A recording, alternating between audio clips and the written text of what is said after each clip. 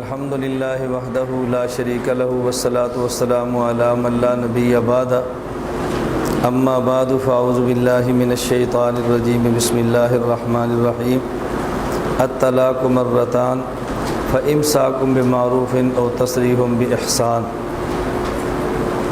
ہمارا اہل سنت والجماعت کا مسئلہ یہ ہے، اگر کوئی شخص اپنی بیوی کو 3 طلاق دے تو 3 ہی شمار ہوتی ہے۔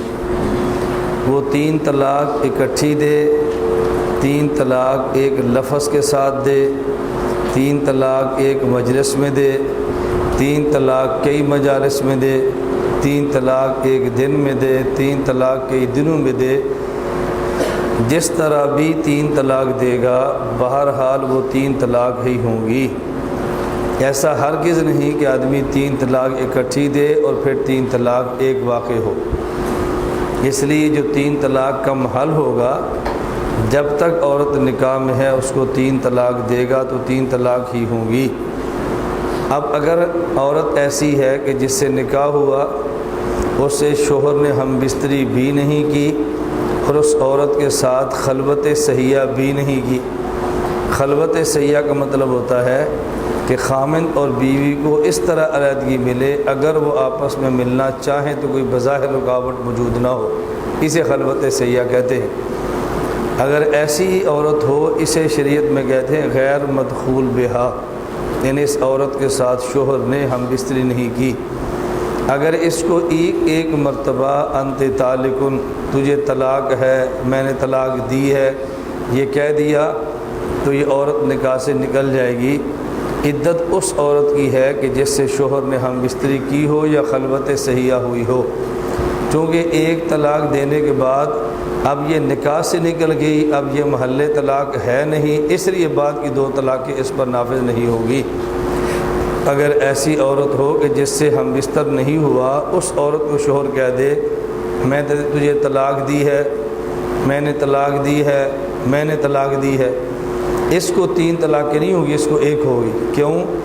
جب اس نے بیوی کو کہہ دیا میں نے تجھے طلاق دی ہے، وہ نکاح سے نکل گئی اور اس کی عدت ہے ہی نہیں۔ اب اگلی جو انت طالقن کہا، وہ ایسے کہا جیسے اجنبی عورت کو کہہ دے کہ میں نے تجھے طلاق دی ہے۔ اس لیے میں کہہ رہا تھا جو عورت طلاق کا محل ہو، اس عورت کو 3 طلاق دیں تو 3 طلاق ہی ہوتی ہیں، 1 طلاق نہیں ہوتی۔ پوری دنیا میں 2 طبقے ایسے ہیں کہ جن کا دعویٰ ہے کہ 3 طلاق دو تو 1 ہوتی ہے۔ ان میں ایک طبقہ ہے رافضیوں کا اور ایک ہے مرزائیوں کا، اور مسلمانوں میں جو گمراہ ہیں ان میں سے غیر مقلدین کا نظریہ ہے کہ 3 طلاق دو تو 1 ہوتی ہے۔ اس لیے میں اکثر طلباء سے گزارش کرتا ہوں، اگر کبھی 3 طلاق کے مسئلے پر غیر مقلدین سے مناظرہ کرنا پڑ جائے تو آپ دعویٰ یہ لکھا کریں کہ مرزائیوں اور شیعوں کا نظریہ یہ ہے کہ 3 طلاق دو تو 1 ہوتی ہے۔ مرزائیوں اور شیعوں کا نظریہ ہے 3 طلاق دو تو 1 ہوتی ہے، اور یہ بات عوام کو سمجھائیں، انہیں کہ اس غیر مقلد سے کہہ دو یہ لکھ دے کہ شیعہ اور مرزائی 3 طلاق کے 1 ہونے کے قائل نہیں، یہ لکھ دے، وہ یہ بات کبھی بھی نہیں لکھے گا۔ اب عوام کو بات سمجھائیں کہ 3 طلاق کو 1 کہنا یہ مسلمانوں کا نظریہ نہیں ہے۔ 3 طلاق کو 1 کہنا رافضیوں اور مرزائیوں کا مسلک ہے، اور غیر مقلدین نے ان سے مسلک چوری کیا ہے۔ مسلمانوں کا نظریہ 3 طلاق کو 1 طلاق والا ہرگز نہیں ہے۔ اگر آپ سٹیج پر بھی 2-4 حوالے یہ دے دیں کہ 3 طلاق کو 1 کہنا مرزائیوں کا مذہب ہے اور 3 طلاق کو 1 کہنا شیعوں کا مذہب ہے، تو کوئی حرج کی بات نہیں۔ شیعوں کی کتاب ہے المبسوط فی فقہ الامامیہ، اس کتاب کی جلد 5 صفحہ 4 پر ہے والطلاق ثلاث بلفظ واحد او فی طہر واحد متفرقہ لا یقع عندنا الا واحدۃ۔ شیعوں کا مسلک یہ ہے کہ 3 طلاق دو تو 3 طلاق نہیں ہوتی بلکہ 1 ہوتی ہے۔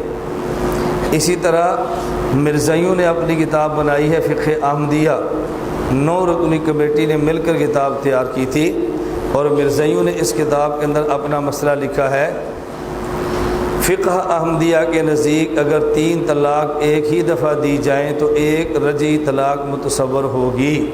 فقہ احمدیہ صفحہ 80۔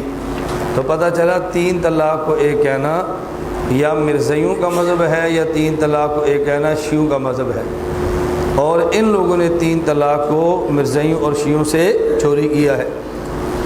اگر مسئلے کی بات نہ ہو اور ویسے کہیں 3 طلاق، 3 کو ایک کہنا طلاق مسئلہ نہ ہو، ویسے 3 کو ایک کہنا، یہ مسلمانوں کا نظریہ نہیں بلکہ عیسائیوں کا نظریہ ہے کہ عیسائی اللہ، حضرت عیسیٰ اور مریم، یا یہ لوگ اللہ، حضرت عیسیٰ اور روح القدس، ان 3 کو 3 بھی مانتے ہیں اور ان 3 کو ایک بھی کہتے ہیں۔